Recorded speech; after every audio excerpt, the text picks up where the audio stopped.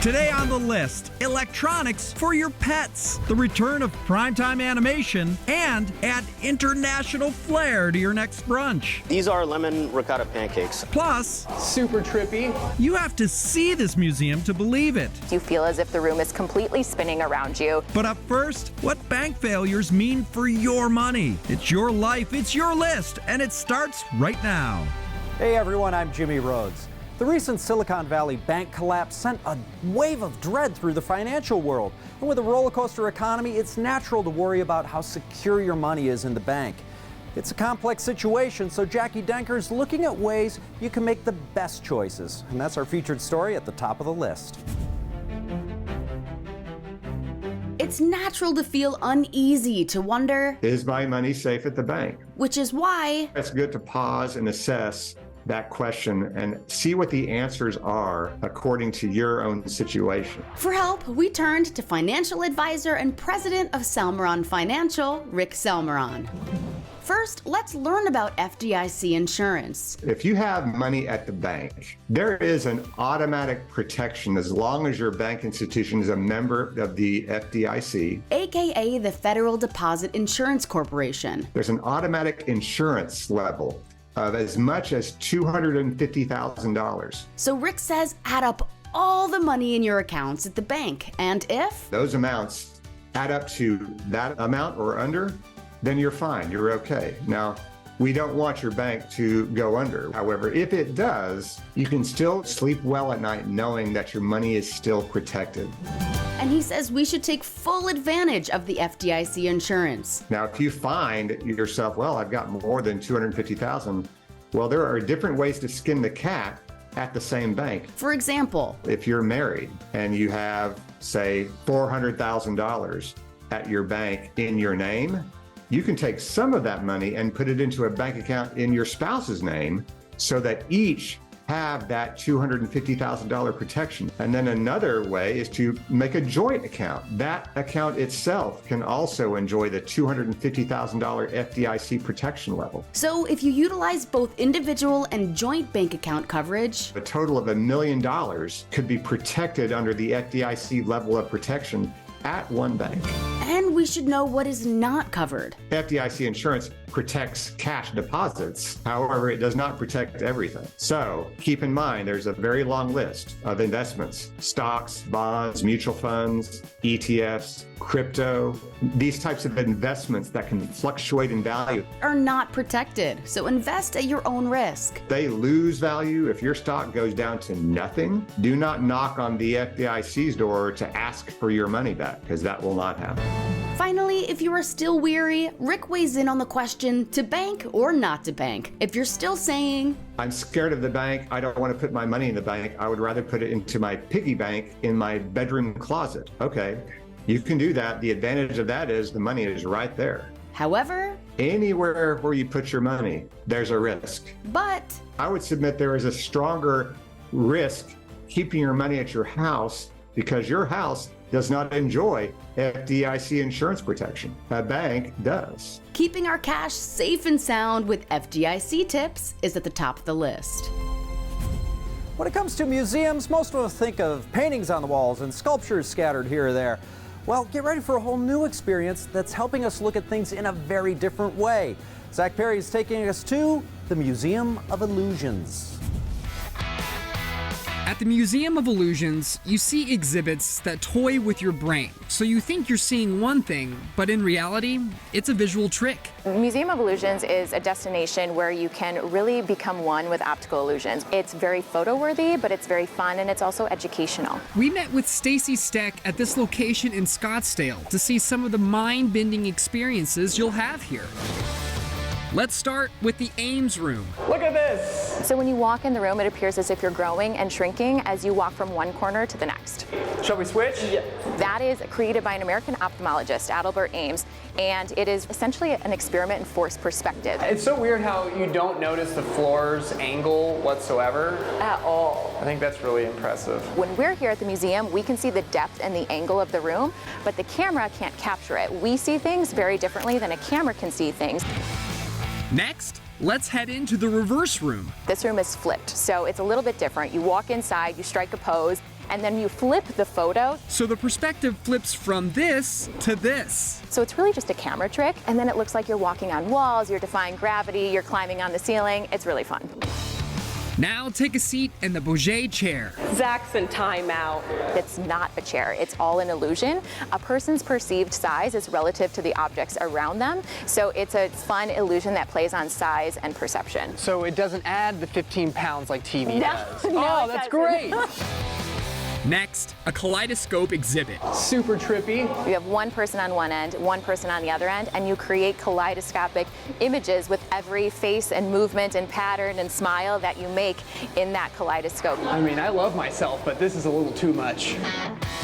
And a room made for social media, the Infinity Room. The Infinity Room is commonly referred to as our mirror room. We have lots of mirrors here in the museum, but the Infinity Room is essentially a hexagon-shaped room with mirrors on all sides, and it creates the illusion of infinite space, so it's great for selfies. I've always wanted a twin. Now we have so many. Exactly. Now we have an infinite amount of twins.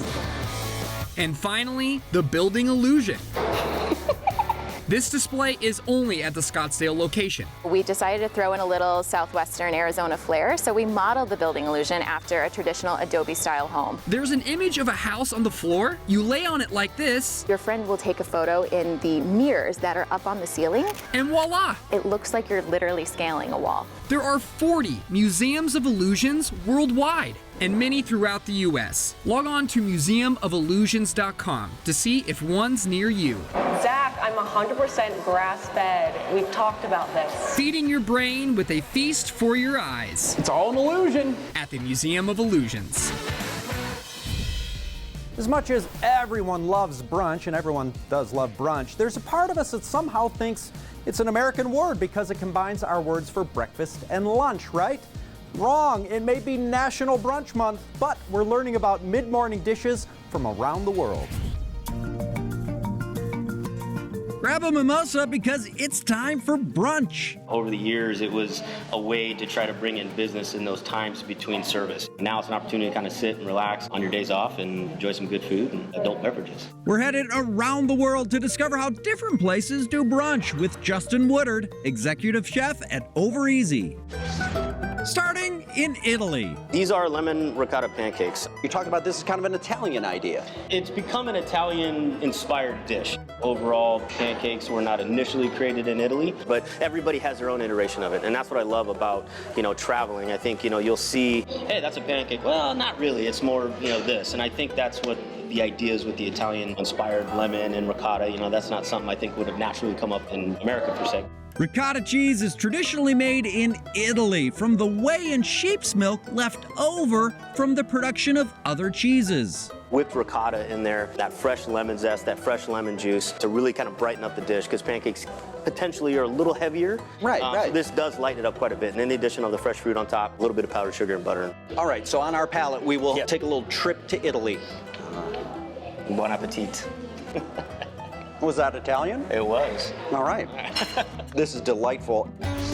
Next up, Hawaii. This, to me, is quintessential Hawaiian, Pacific Rim, and one of those wonderful dishes that was created entirely by accident. Late night diners came in, were looking for food, and this was sort of what was left over. There was rice left over, there was some protein left over. They had eggs in the cooler, probably some gravy left over. This dish is called Loco Moco. Now, I'll tell you what I love about this for brunch specifically. It doesn't really fit any other category. It's not exactly breakfast.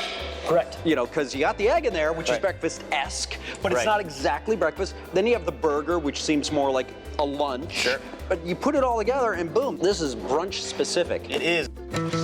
Our last stop is Mexico. This has become a brunch staple, pretty much anywhere you go. This is chilaquiles. So tell me about this history. Simply put, chilaquiles is chilies and greens. So depending on the region that you go to, it could either be tossed with the sauce or topped with the sauce. Okay. The actual dish itself is super old, goes way back to Aztec times, and it was a way to use up some of the leftover ingredients, right? So local chilies, obviously they had cornmeal, they would make tortillas and chips, and it was a way to kind of use up those ingredients for the next day. And to top off any good brunch, you can't forget to add a Bloody Mary or mimosa. Well, Chef, thanks for this international tour of brunches. No, thanks for being here. I really appreciate it. To brunch. To brunch. We're brunching our way around the world. Still to come on the list, the one skincare product experts say you have to use, and how to keep your pets entertained when you're not home. Play chase with your pet anytime and keep them in shape. Plus, I hear the words you're saying. The latest reboots of The Flintstones and King of the Hill. The show is timeless enough that it will also still work today. All that and more ahead on the list.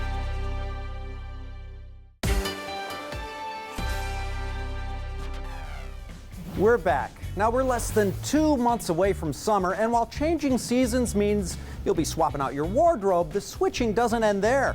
Christina's looking at how to revamp your skincare regimen for the warmer weather. When the weather warms up and jackets come off, there's more skin exposed. We're letting go of all of those winter blues. Why is it important to spring clean when it comes to your skincare? The winter has been causing dead skin cells accumulation, and you want to get rid of that dullness, right? All those toxins kind of removed from our skin, get that vibrant skin again. So for some tips on how to revamp our skincare routine from winter to spring, we spoke to plastic surgeon Dr. Pablo Pritchard. The first step in your routine, exfoliate. The first thing, I like a daily exfoliant, something with that salicylic acid in it that you can just use day and night, kind of a regular thing. In addition to that, a weekly exfoliant, something with alpha hydroxy acid and beta hydroxy acid, but that only used once a week. Important to let your skin recover from that exfoliation. He says follow that with a facial serum to prevent the skin from turning reddish and drying out. How often would you use something like that? It's more of a daily treatment until that redness gets out. Once you feel like your complexion's good, then hold off and maybe do it weekly.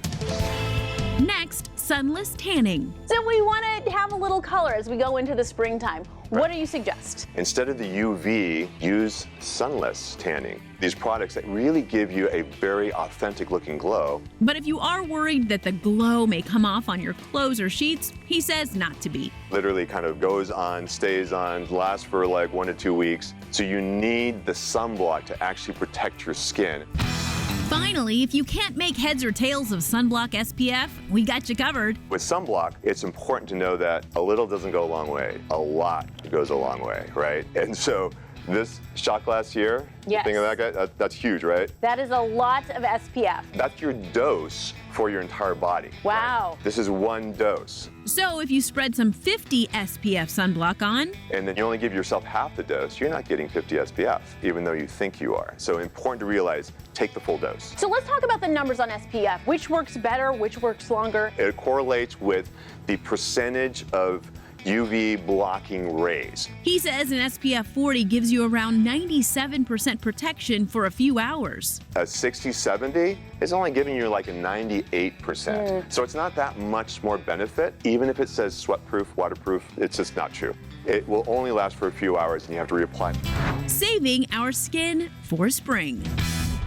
Recent research shows an enormous increase in the pet tech market, which makes it easier to take care of our pets when we're away. So here are some of the best pet gadgets to keep our four-legged friends fed, safe, and entertained.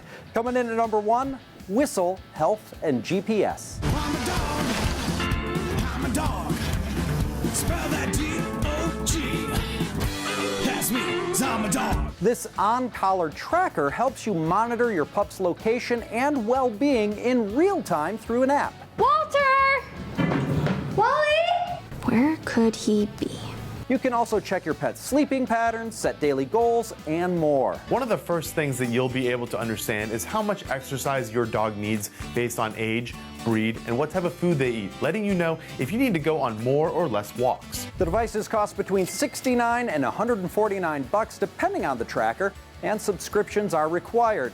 For more info, visit whistle.com. At number 2, Feeder Robot. Feeder Robot, the automatic pet feeder that you can rely on. This device will feed your pet when you're not home. Using the Connect app, you will set the portion size and meal frequency to create your pet's feeding schedule. And when the gadget's running out of food, don't worry, because it'll let you know. One feature I really love about the Feeder Robot is the indicator light on top. It changes to red when it needs to be refilled. With the app, you can also skip a meal or give them a snack with just one tap.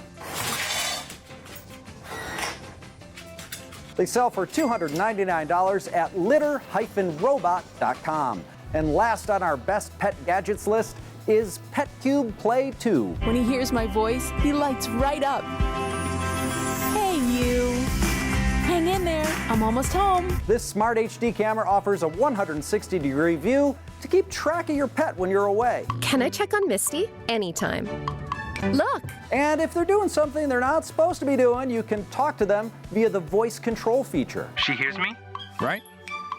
Chicken or moose? Daisy, you'll look great dressed as a chicken. Poor Daisy. Or if they're bored, you can even play with them. One of the best features is the laser game. Play chase with your pet anytime and keep them in shape. It's $199 at petcube.com. And those were a few high-tech products we think you and your pet will love.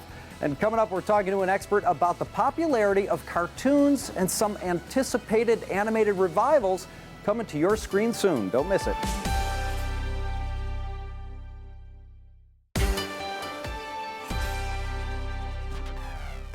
Welcome back. On today's watch list, from Night Court to Quantum Leap, many of our favorite shows have recently come back in revival form. But if you're a fan of animation, you don't need to feel left out. Jackie Denker has a look at some classic animated series that are ready to return. For many of us, cartoons have been a part of our lives since childhood. We started by watching them on Saturday mornings, and then shows like The Simpsons and Family Guy helped animation thrive in prime time. TV networks seem to be just as high on the genre as ever, because many classic animated series have seen reboots, like Beavis and Butthead, and there are many more in the works. We spoke with Jamie Lang, editor-in-chief at Cartoon Brew, about some highly anticipated animated revivals that have been announced. In the next couple years, at a very minimum, we're going to get 12 new animated adult series. One cartoon classic that's set to come back to the small screen is King of the Hill, albeit on a different network, moving from Fox to Hulu. I believe you believe it's important. They got the original showrunner creators are back. The show is timeless enough that it will also still work today. A return to Arlen was announced earlier this year and features most of the original cast. It could debut in 2023. I'm really excited for it. I also think Mike Judge hits a lot more than he misses. And the fact that he and Greg Daniels are back doing it gives me a tremendous amount of confidence too. Next, if you grew up in the United States, chances are you're familiar with the Flintstones.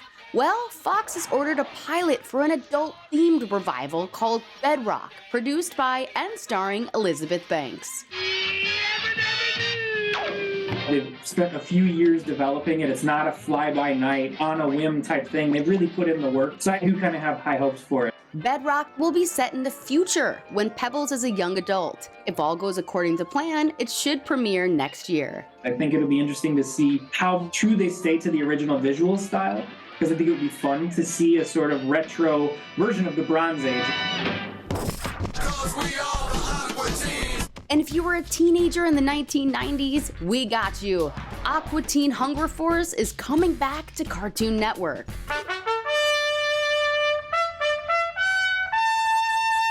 There is no set return date, but the makers have received the green light for their 12th season. And if they can make you feel nostalgic without feeling like you'd be better off just watching the reruns of the original stuff, I think it could be really big. We're jonesing for some revivals of animated classics. Good job. Real classy, Shake. On the watch list.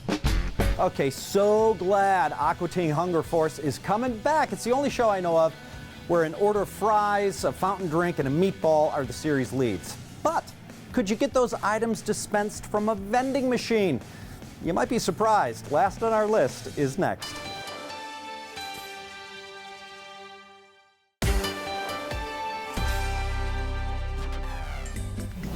Welcome back. It's time for what's last on our list. And I guess this is a clue that I need to get out more. This is from IndianExpress.com.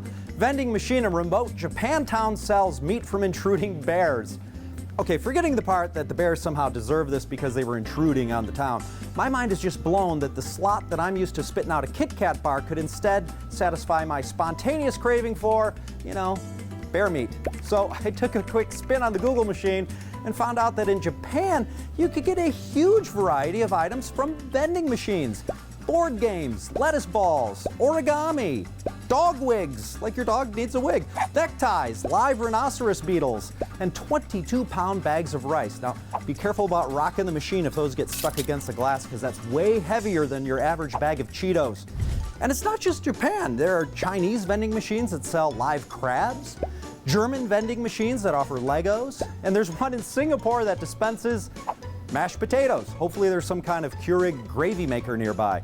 And yes, the expansion of vending machine options is gaining a foothold in the US. You see the ones in the airports that sell phone chargers. There's one in Brooklyn that sells bike parts. Another one in Beverly Hills dispenses, you guessed it, caviar.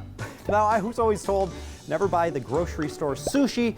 I can't imagine it's okay to buy vending machine caviar. Folks, that's what's last on our list. Thanks so much for watching. We'll see you next time. Tomorrow on the list, how food can connect us to the past. There are very few ways in my life that I can mimic the life of a medieval knight, but I can make something that they would have eaten. Plus, easy tips to help defeat allergies. That has been used for ages for bronchial spasms. And international destinations to add to your bucket list. Tomorrow on the list.